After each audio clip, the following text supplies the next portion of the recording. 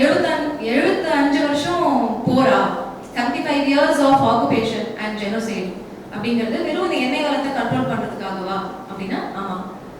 அந்த எண்ணெய் வளத்தை கண்ட்ரோல் பண்றதுனால டாலரோட மேலாதிக்கம் அதை வந்து நிலைநாட்ட முடியும். அதான் அமெரிக்காவோட நோக்கம். அப்போ மிடில் ஈஸ்ட்ல அவனோட ஒரு ஆள் தேவை. இங்கிலீஷ்ல அதுக்கு ஒரு வார்த்தை சொல்லுவாங்க, வாட்ச் டாக் அப்படின்னு. அப்போ மிடில் ஈஸ்டோட வாட்ச் டாக் அமெரிக்காக்கு யாரு அப்படின்னா அதான் இஸ்ரேல்.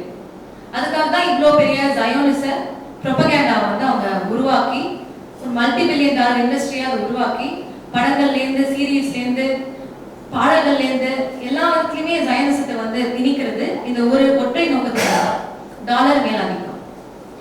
அப்ப இந்த டாலர் மேலாதிக்கத்துக்கு எதுக்கு ஐரோப்பிய நாடுகள் உதவி பண்றாங்க?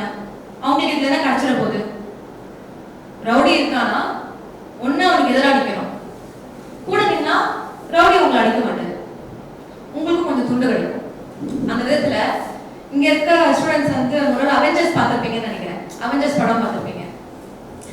அமெரிக்க மக்கள் வந்து அவங்க நாடு அப்படிதான் பாக்குறாங்க. அவங்க நாடு வந்து கேப்டன் அமெரிக்கா, கூட இருக்கிற ஐரோப்பிய நாடுகள் அவங்க உதவி பண்றாங்க இல்லையா அந்த போருக்கு, அவங்களாம் வந்து அவெஞ்சர்ஸ். அவங்க இந்த உலகத்தை காப்பாத்துறவங்க. இதுல இந்த ஈரான்ல எது குண்டு போடுறாங்க, அவங்க பாவம் பெண்கள் வந்து ஒடுக்குறாங்க. பாலஸ்தீன்ல எது குண்டு போடுறாங்க, ஹமாஸ் வந்து ஒடுக்குது. ஈராக்ல எது குண்டு போடுறாங்க, சதாம் ஹுசைன் வந்து ஒடுக்குனாரு. இந்த மாதிரி கேப்டன் அமெரிக்கா வந்து ஒவ்வொரு நாட்டிலும் போய் குண்டை போட்டு அந்த நாட்டை வந்து காப்பாற்றுவாங்க. அந்த நாட்டை வந்து காப்பாற்றுவாங்க.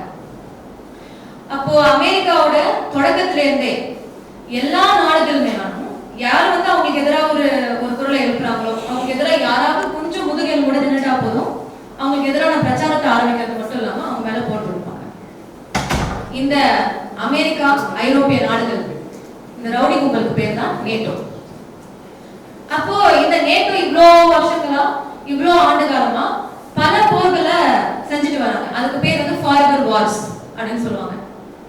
ஆனா இன்னைக்கு மட்டும் ஏன் இவ்வளோ பெரிய போராட்டம்? அமெரிக்கால வெடிக்குது, ஐரோப்பிய நாடுகள்ல வெடிக்குது. அங்க ஸ்கூல்ஸ்ல இருந்து யூனிவர்சிட்டிஸ் வரைக்கும் எல்லா இடத்துலயும் ஸ்டூடெண்ட்ஸ் வந்து ஸ்ட்ரைக் பண்றாங்க, என்கேம்ப் நடத்துறாங்க. போலீஸ் வந்து 10 பேரை அடிச்சு அமுச்சு விட்டா திரும்ப அடுத்த நாள் 10 பேர் வராங்க. இப்படி ஒரு போராட்டம் இவ்வளோ வருஷம் இல்லாதது எப்படி திடீர்னு இந்த அளவுக்கு இந்த லெவல்ல இஸ்ரேல்ல இருக்கிற மாணவர்களே வந்து ரோட்ல வந்து நிக்கிறாங்க தெல் அவீவ்ல நேத்து நியூஸ்ல. இப்ப இது எப்படி நிகழ்ந்தது? இதுவரைக்கும் இவ்வளோ ஆண்டு காலமா அமெரிக்க மக்கள் அவங்க நாட ஒரு சேவியரா பார்த்தாங்க. எல்லா நாடு மேலேயும் போய் அவங்க ஆர்மி போய் அந்த மக்கள், அந்த நாட்டு மக்களை வந்து விடுவிப்பாங்க. அந்த நாட்டு மக்களுக்கு அவங்க ஆள தெரியாது. நாங்க அமெரிக்கர்கள், நாங்க ஐரோப்பியர்கள், நாங்க உயர்ந்த சிவிலைசேஷன், எங்களுக்கு எங்க ஆள தெரியும், இவங்களுக்கு நிர்வாகம் பண்ண தெரியாதவர்கள், அதனால அவங்கள போய் நம்ம ஹெல்ப் பண்ண வேண்டாமா, அதனாலதான் எங்க படையப்ப ஈராக்ல 1 மில்லியன் பேரை கொல்றது அப்படிங்கிறது தான் அவங்களுடைய கருத்தா இருந்துச்சு. நான் முதல் முறையா பாலஸ்தீனத்துல இருந்து வர அந்த வீடியோஸ், இந்த குழந்தைகள் இறந்து போறது, ரெஃப்யூஜி கேம்ப்ஸ்ல இருந்து அங்க இருக்கிற சாதாரண மக்கள் இந்த போன், இந்த ஒரு கருவியை யூஸ் பண்ணி அவங்க சுத்தியும் நடக்கிற விஷயங்களை படம் பிடிச்சி காட்டுறாங்க. இதுக்கு முன்னாடி வரைக்கும் இவ்வளோ பெரிய விஷுவல் மீடியம்ல தொடர்ச்சியா நீங்க இன்ஸ்டாகிராம்ல போய் ஸ்க்ரோல் பண்ணாலும் சரி, ஃபேஸ்புக்ல ஸ்க்ரோல் பண்ணாலும் சரி, யூடியூப்ல பார்த்தாலும் சரி, உங்களுக்கு தொடர்ச்சியா அந்த போர் வந்து உங்க கண்ணுடைய நின்றுட்டே இருக்கும். இது முதல் முறையா அமெரிக்க மக்களுக்கு வந்து நம்ம ஆர்மி அங்க போய் சண்டை போடுறோம்னா அந்த பக்கம் இறந்து போறவனும் நம்மள மாதிரியான ஒரு மனுஷன் தான், ரத்தமும் சதையும் கூட ஒரு சாதாரண மனுஷன் தான் அப்படிங்கறத முதல் முறையா உணர வச்சிருக்கு. வெறும் ஒரு கருத்துல எவனோத்தான் அந்த பக்கம் இருக்கான், அவன் நாங்க போய் அவன் மேல குண்டு போட்டு அவனா டெரரிஸ்ட் அப்படிங்கிற கருத்தாக வந்து நீங்கி இருக்கு. அதனாலதான் அந்த ஒரு எழுச்சி மிக்க போராட்டங்கள் வந்து எல்லா இடத்தையும் வெடிக்குது. சமயமா ஒரு 4-5 மாசங்களுக்கு முன்னாடி நினைக்கிறேன், பாலஸ்தீன் மக்கள் வந்து ரெஃப்யூஜி கேம்ப்ல, காசா ரெஃப்யூஜி கேம்ப்ல ஒரு வீடியோ எடுத்து போடுறாங்க. அந்த குழந்தைங்க வந்து ஒவ்வொரு யூனிவர்சிட்டி பேரா சொல்றாங்க, அமெரிக்கன் யூனிவர்சிட்டி பேர் சொல்றாங்க, கொலம்பியா யூனிவர்சிட்டி, வாஷிங்டன் யூனிவர்சிட்டி அப்படின்னு வரிசையா சொல்றாங்க. இந்த யூனிவர்சிட்டிஸ்ல வந்து ஸ்டூடெண்ட்ஸ் வந்து போராட்டம் பண்ணியிருக்காங்க, அதுக்கு நாங்க நன்றி சொல்றோம். ஏன்னா உங்க போராட்டங்கள் வந்து எங்களுக்கு ஒரு உத்வேகத்தை கொடுக்குது, எங்க விடுதலைக்கு அது வலு சேர்க்குது. எந்த நாடுகள் எங்க மேல குண்டு போடுறாங்களோ அந்த நாடுகளுக்குள்ளே இருந்தே உட்கார்ந்து அந்த அரசுகளுக்கு எதிராக நீங்க போராட்டம் பண்றீங்க, இவ்வளவு பெரிய விஷயம்ன்றது எங்களுக்கு தெரியும் அப்படின்னு பாலஸ்தீன் மக்கள் வந்து ஒரு வீடியோ எடுத்து போடுறாங்க. அது பயங்கர வைரல் ஆச்சு. அப்போ அந்த விதத்துல இந்த அமெரிக்க ஐரோப்பிய மாணவர்களோட ஜனநாயக போராட்டங்கள், fight for democracy, fight against genocide, இது வந்து உலகத்துக்கே அமெரிக்கா இஸ்ரேலோடைய டாலர் ஆதிக்க திமிர அம்பலப்படுத்தி இருக்கு முதல் முறையாக. சரி, அது இருக்கட்டும். நம்ம இந்த அரங்கு கூட்டத்தை வெளில போனதும் நம்ம கிட்ட ஃபர்ஸ்ட் எழுப்பப்படுற கேள்வி என்னவா இருக்கும்? மேற்கத்திய நாடுகள்ல வந்து அவங்க போராட்டம் பண்றாங்க, அது ஓகே, ஏன்னா அவங்க நாடு தானே போர் பண்ணுது. இந்தியாவுக்கும் பாலஸ்தீனுக்கும் என்னங்க சம்பந்தம்? இந்தியா எதுக்கு, நம்ம எதுக்கு இதுக்காக வந்து பேரணி நடத்தணும், போராட்டம் பண்ணணும், இதுக்காக இது பேசணும், இதுக்கு எதுக்கு கருத்தரங்கம் நடத்தணும்? இந்தியர்களுக்கும் பாலஸ்தீனர்களுக்கும் என்ன தொடர்பு? நமக்கே 1008 பிரச்சனை இருக்கு, இதுக்கும் நம்மளோட நிக்கணுமா? இது வந்து சாதாரண யாராலும் இந்த கேள்வியை கேட்பாங்க. நான் கொஞ்சம் நம்ம பின்னாடி பார்க்க வேண்டியது இருக்கு. இந்தியா வந்து குடியரசு ஆனதுல இருந்தே பாலஸ்தீனோட நட்பு நாடா இருக்கு. இதுல முக்கியமான விஷயம் என்னன்னா, பாலஸ்தீன் மக்களுக்காக இந்தியா போய் யூஎன்ல சண்டை போட்டிருக்கு. பாலஸ்தீனத்தை வந்து ஒரு நாடாக அங்கீகரிச்ச நாடுகளுடைய பட்டியல்ல இந்தியாவும் இருக்கு. இது அன்னைக்கு. தமிழ்நாட்டுல சொன்னோம்னா நம்ம ஊர்ல நிறைய பேருக்கு யாசர் அரஃபத்னு பேர் இருக்கும். யாசர் அரஃபத்ங்கிற பேர் ரொம்ப ரொம்ப காமனா நீங்க பார்க்க முடியும். இந்துக்கள் வீட்டுல கூட அந்த பேர் இருப்பாங்க. என் ஃப்ரெண்டு ஒருத்தவங்க, அவங்க பேரண்ட்ஸ் வந்து ஹிந்துஸ் தான், ஆனா அவங்க பேர் வந்து யாசர் அரஃபத். இப்படி நம்ம கிட்ட ஒரு கல்ச்சர் இருக்கு. இங்க ஒருவேளை சில தோழர்களுக்கு யாசர் அரஃபத் யாருன்னு தெரியும்னா கண்டிப்பா அவரை பத்தி தேடுங்க. யாசர் அரஃபத் கொல்லப்பட்ட அன்னைக்கு தமிழ்நாடு அசம்பிளில ஒரு நிமிட சைலன்ஸ் வந்து அப்சர்வ் பண்ணாங்க, மௌனாஞ்சலி அப்சர்வ் பண்ணாங்க. அப்படிப்பட்ட உறவு நமக்கு இருக்கு பாலஸ்தீனர்களோட, அரபு நாடுகளோட.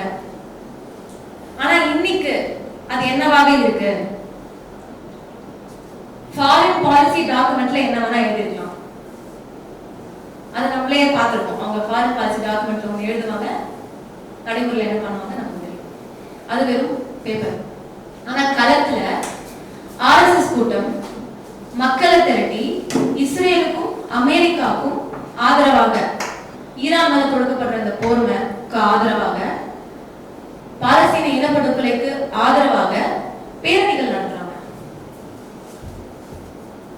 இங்க வந்து இஸ்லாமியர்களை கொலை பண்ற ஒருத்தர் தான், லவ் ஜிகாதுன்னு சொல்லிட்டு அவங்கள தாக்குற ஒருத்தர் தான் காணொலிகள்ல வந்து அங்க இருக்க குழந்தைங்க இறந்து போறத, பாலஸ்தீன், ஏமன், சிரியா, லெபனான், இந்த குழந்தைகள் இறந்து போறத வந்து பார்த்து ரசிச்சுட்டு இருக்காங்க, கைதட்டி ரசிக்கிறாங்க. கமெண்ட்ஸ்ல வந்து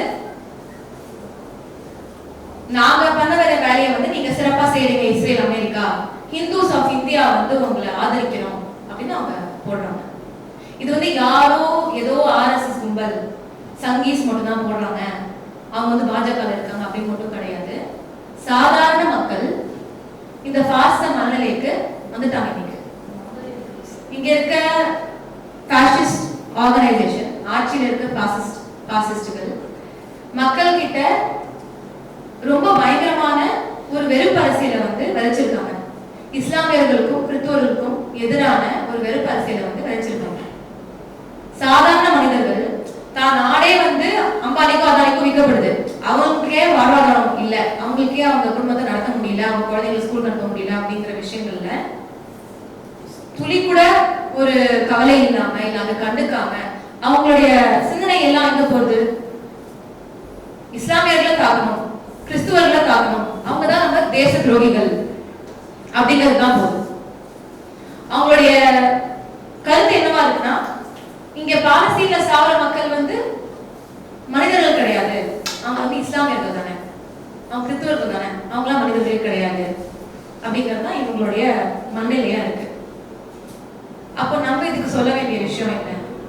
இது ரெண்டுக்கும் வேறுபாடு இருக்கா? பாலஸ்தீன இன அழிப்பை பார்த்து ரசிக்கிறவனும், நம்ம நாட்டுல இஸ்லாமியர்களையும் கிறிஸ்துவர்களையும் கொலை பண்றவனும் சேம் பர்சன், ஒரே ஆள் தான். அப்ப நமக்கும் இந்த பாலஸ்தீன விடுதலைக்கும் என்ன சமூகம் ஒருத்தவங்க கேட்டாங்க அப்படின்னா, எங்கேயோ தான் இருக்கு. பாலஸ்தீன், சிரியா, லெபனான், ஈரான் எல்லாம் எங்கேயோ தான் இருக்கு. ஆனா அங்கேயே டாலர் ஆதிக்கத்தை பாதுகாக்கிறதுக்காக அந்த மக்கள் மேல கையை வச்சாலே நாங்க ரோட்ல வந்து நிற்போம், போராட்டம் பண்ணுவோம், ஆர்ப்பாட்டம் பண்ணுவோம். அப்ப நீ அம்பானிக்கும் அதானிக்கும் நாட்டையே விற்கிறதுக்காக எங்க ஊர் பாய் மேல கை வச்சனா அதை தடுக்கிறதுக்கு முதல் இடத்துல நாங்க தான் நிற்போம். இந்த அச்சத்தை நம்ம பாசிஸ்டுகளுக்கு கொடுக்க வேண்டியது. அதனால பாலஸ்தீன விடுதலைக்கான போராட்டம் தமிழர்களாக நமக்கு வெறும்ல மனிதாபிமானம் இல்ல ஒரு மாரல் எத்திக்ஸ் அதுக்காக மட்டும் கிடையாது. அதுவும் தான், அது மட்டும் கிடையாது. இது நம்மளுடைய கடமை. நம்ம மக்களை பாசிஸ்டுகள் இருந்து காப்பாற்றுறதுக்கும் இந்த பாசிச மனநிலைய உடைக்கிறதுக்கும் பாசிச எதிர்ப்பு மனநிலைய வளர்க்கறதுக்கும் அந்த அரசியலை விதைக்கிறதுக்கும் நமக்கு பாலஸ்தீன விடுதலை போராட்டம் அது அவசியம், முக்கியமான ஒண்ணு.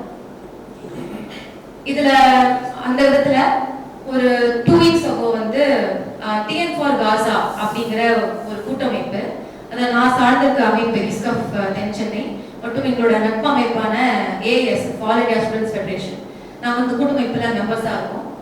எல்லாரும் சேர்ந்து ஒரு பேரணியை வந்து நடத்துறோம், பாலஸ்தீன் ரேலி அப்படின்னு. அது ஒரு 1500 ஸ்டூடெண்ட்ஸ் கிட்ட கலந்துக்கிட்டாங்க, ஸ்டூடெண்ட்ஸ் எனக்கு கலந்துக்கிட்டாங்க.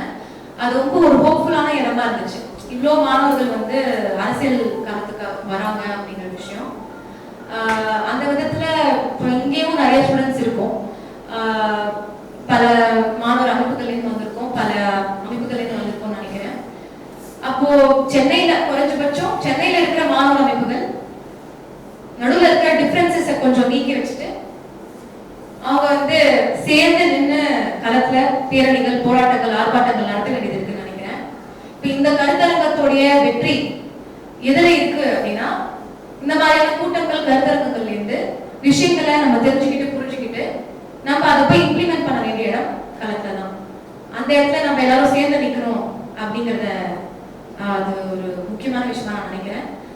அந்த விதத்துல இந்த இப்படிப்பட்ட ஒரு கருத்தரங்கத்தை ஒரு மிக முக்கியமான தலைப்புல ஆர்கனைஸ் பண்ணியிருக்க தோழர்கள், centre for political studies and international relations அமைப்பினருக்கு வாழ்த்துக்கள். என்னையும்